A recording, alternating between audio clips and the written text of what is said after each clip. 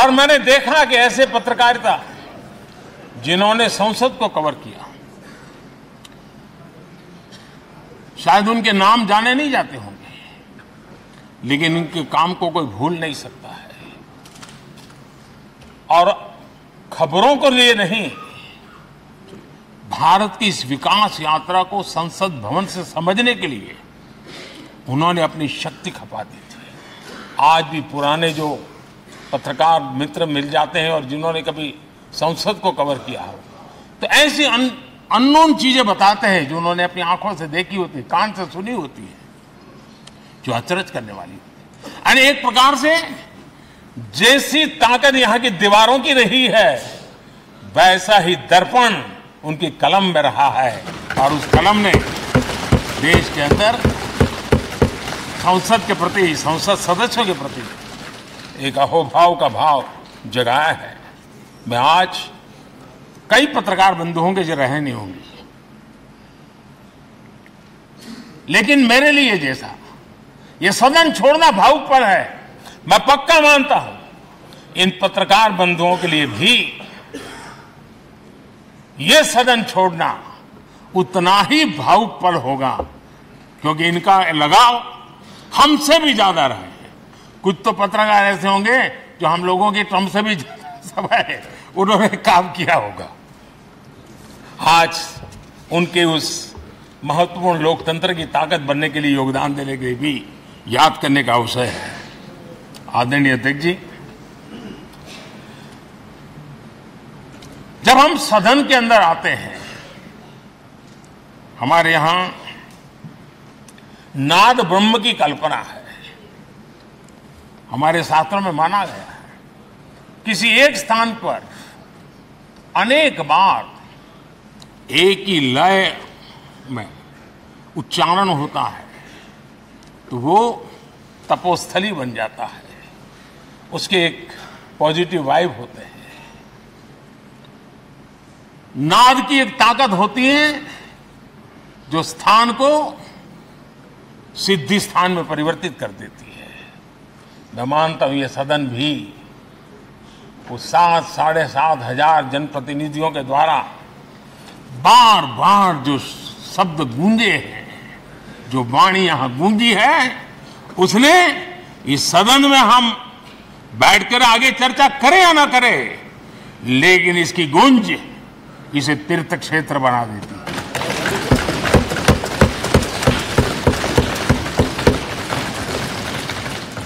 एक जागृत जगह बन जाती है, और लोकतंत्र की प्रति श्रद्धा रखने वाला व्यक्ति आज से 50 साल के बाद भी जब यहां देखने के लिए भी आएगा तो उसे उस गूंज की अनुभूति होगी कि कभी भारत की आत्मा की आवाज यहां पर गूंजती थी।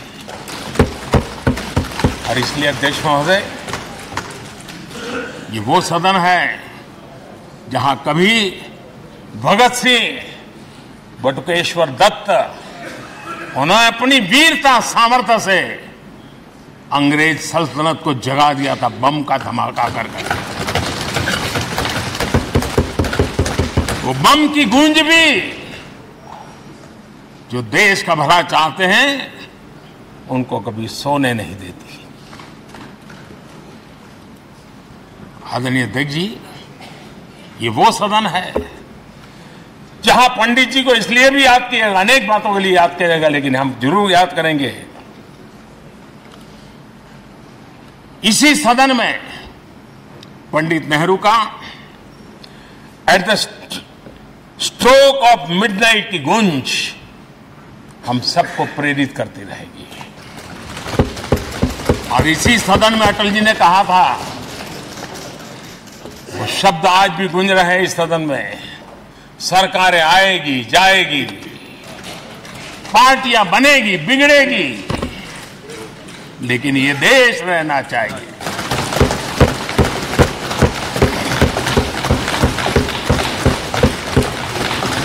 आदरणीय अध्यक्ष जी, पंडित नेहरू की जो प्रारंभिक मंत्री परिषद थी, बाबा साहब आम्बेडकर जी एक मंत्री के रूप में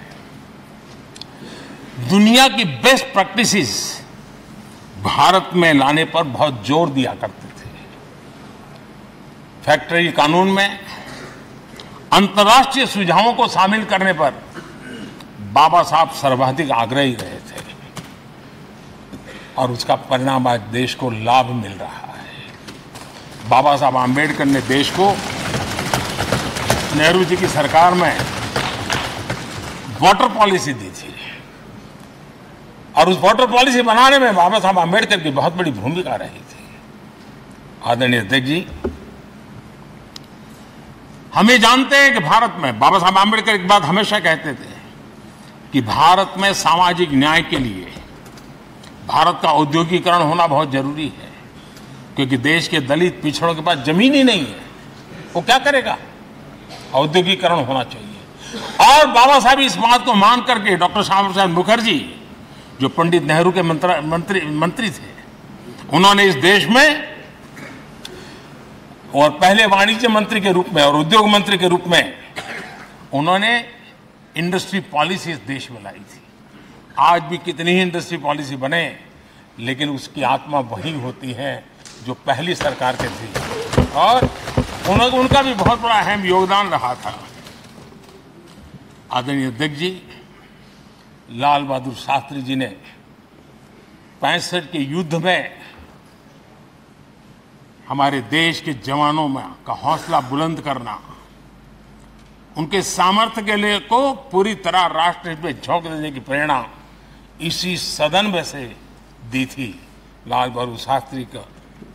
और यहीं पर उन्होंने ग्रीन रिवॉल्यूशन के लिए एक मजबूत नींव लाल बहादुर शास्त्री जी ने रखी थी।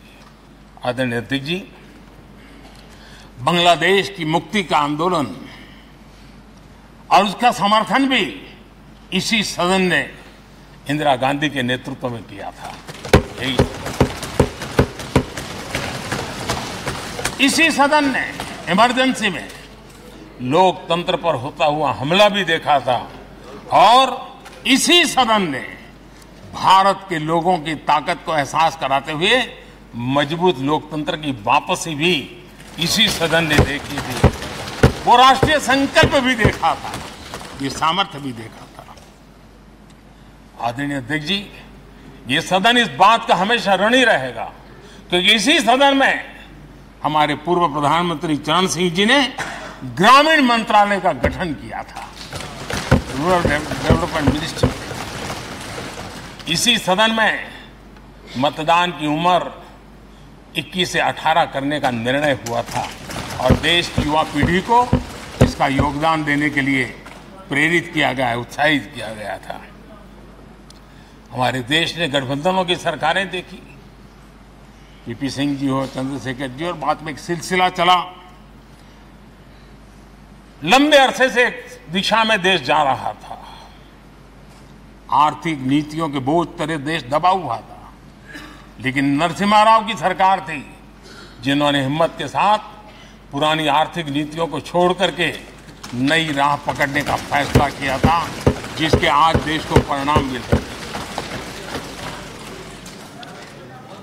अटल बिहारी वाजपेयी जी का सरकार भी हमने इसी सदन ने देखी। सर्व शिक्षा अभियान देश में आज वो महत्वपूर्ण बन गया है। आदिवासी कार्यालय मंत्रालय अटल जी ने बनाया, नॉर्थ ईस्ट का मंत्रालय अटल जी ने बनाया। न्यूक्लियर ट्रेस भारत के सामर्थ्य का परिचायक बन गया। और इसी सदन में मनमोहन जी की सरकार कैश फॉर वोट को भी, उस कांड को भी सदन ने देखा है। आदरणीय अध्यक्ष जी, सबका साथ सबका विकास का मंत्र, अनेक ऐतिहासिक निर्णय, दशकों से लंबित विषय, उनका स्थायी समाधान भी इसी सदन में हुआ। आर्टिकल 370, ये सदन हमेशा हमेशा गर्व के साथ कहेगा कि सदन के कारण one nation one tax, one nation one tax, GST का निर्णय भी इसी सदन ने किया। One rank one pension, OROP, ये भी इसी सदन ने देखा। गरीबों के लिए 10% आरक्षण कोई विवाद के बिना पहली बार इस देश में करने में सफल रहे। आदरणीय अध्यक्ष जी, भारत के लोकतंत्र में तमाम उतार चढ़ाव हमने देखे हैं और ये सदन लोकतंत्र की ताकत है, लोकतंत्र की ताकत की साक्षी है, जन विश्वास का एक केंद्र बिंदु रहा है। इस सदन की विशेषता देखिए और दुनिया के लोगों को आज भी अचरज होता है। यह सदन है जिसमें कभी 4 सांसद वाली पार्टी सत्ता में होती थी और 100 सदस्य वाली पार्टी विपक्ष में बैठती थी। ये भी सामर्थ्य इस सदन के लोकतंत्र की ताकत का परिचय कराता है और यही सदन है जिसमें एक वोट से अटल जी की सरकार गई थी और लोकतंत्र की गरिमा को बढ़ाया था। ये भी इसी सदन में हुआ। आज अनेक छोटी छोटी रीजनल पार्टियों का प्रतिनिधित्व हमारे देश की विविधता को, हमारे देश के एस्पिरेशंस का एक प्रकार से वो आकर्षक केंद्र बिंदु बना है। आदरणीय अध्यक्ष जी, इस देश में 2 प्रधानमंत्री ऐसे रहे, मोरारजी भाई वीपी सिंह एक प्रकार से कांग्रेस में जीवन खपाया था, लेकिन एंटी कांग्रेस गवर्नमेंट का नेतृत्व कर रहे थे। ये भी इसकी विशेषता थी। और हमारे नरसिम्हा राव जी, वो तो बिस्तरा गोल करके घर जाने की तैयारी कर रहे थे, निवृत्ति की घोषणा कर चुके थे, लेकिन यही लोकतंत्र की ताकत देखिए, सदन की ताकत देखिए, वो प्रधानमंत्री के रूप में 5 साल हमारी सेवा कर।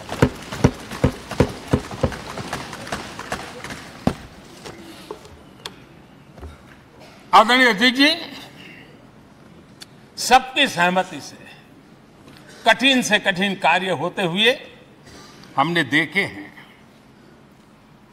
2000 की साल थी, अटल जी की सरकार थी। इसी सदन ने 3 राज्यों का गठन सर्वस्वीकृति से किया और बड़े उमंग उत्साह से किया। जब छत्तीसगढ़ की रचना हुई तो उत्सव छत्तीसगढ़ ने भी मनाया, उत्सव मध्य प्रदेश ने भी मनाया। जब उत्तराखंड की रचना हुई तो उत्सव उत्तराखंड ने भी मनाया, उत्सव उत्तर प्रदेश ने भी मनाया। जब झारखंड की रचना हुई तो उत्सव झारखंड ने भी मनाया, उत्सव बिहार ने भी बताया। ये हमारे सदन का सामर्थ्य, सब सहमति का वातावरण बना करके। लेकिन कुछ कड़वी यादें वो भी हैं कि तेलंगाना के हक को दबोचने के लिए भारी प्रयास हुए, खून की नदियां भी बही और बनने के बाद न तेलंगाना उत्सव मना पाया, न आंध्र उत्सव मना पाया। एक कटुता के बीज बो दिए गए। अच्छा होता उसी उमंग और उत्साह के साथ हम तेलंगाना का निर्माण करते तो एक नई ऊंचाई पर आज तेलंगाना पहुंच चुका होता। आदरणीय अध्यक्ष जी, संविधान सभा ने, आदरणीय अध्यक्ष जी, इस सदन की परंपरा रही है। संविधान सभा ने उस समय अपना दैनिक भत्ता 45 रुपये से कम करके 40 कर दिया था। उनको लगा हमें इसको कम करना चाहिए। आदरणीय अध्यक्ष जी, यही सदन है कैंटीन में मिलने वाली सब्सिडी, जो बहुत कम पैसे में खाना मिलता था, इसी सदस्यों ने उस सब्सिडी को भी खत्म कर दिया और पूरा पैसा देकर के अब कैंटीन में खाते। आदरणीय अध्यक्ष जी, कोरोना काल में जब जरूरत पड़ी तो यही सांसद जिन्होंने MP लेड फंड को छोड़ दिया और देश को इस संकट की घड़ी में मदद करने के लिए आगे आए। इतना ही नहीं, कोरोना काल में इसी सदन के सांसदों ने अपने तनख्वाह में 30% कटौती की और उन्होंने देश के सामने आए हुए संकट में अपनी बहुत बड़ी जिम्मेवारी निभाई। आदरणीय अध्यक्ष जी, हम गर्व से कह सकते हैं ये सदन में बैठे हुए लोग भी कह सकते हैं, हमारे पूर्वज जो सदन में बैठे थे वो भी कह सकते हैं कि हम ही लोग हैं जिन्होंने हम पर डिसिप्लिन लाने के लिए हमारे यहां जनप्रतिनिधित्व कानून में समय समय पर कठोरता बरती। नियम हमने ही लादे, हमने ही तय किया कि नहीं, जनप्रतिनिधि के जीवन में ये नहीं हो सकता। मैं मानता हूं ये जीवंत लोकतंत्र का बहुत बड़ा उदाहरण है और ये सदन ने दिया है, यही माननीय सांसदों ने दिया है और हमारी पुरानी पीढ़ी के सांसदों ने दिया है। और मैं मानता हूं कि कभी कभी उन चीजों को भी याद करना चाहिए। आदरणीय अध्यक्ष जी, हम जो वर्तमान सांसद हैं उनके लिए तो ये विशेष सौभाग्य का अवसर है। सौभाग्य का अवसर इसलिए है कि हमें इतिहास और भविष्य दोनों की कड़ी बनने का अवसर मिलता है।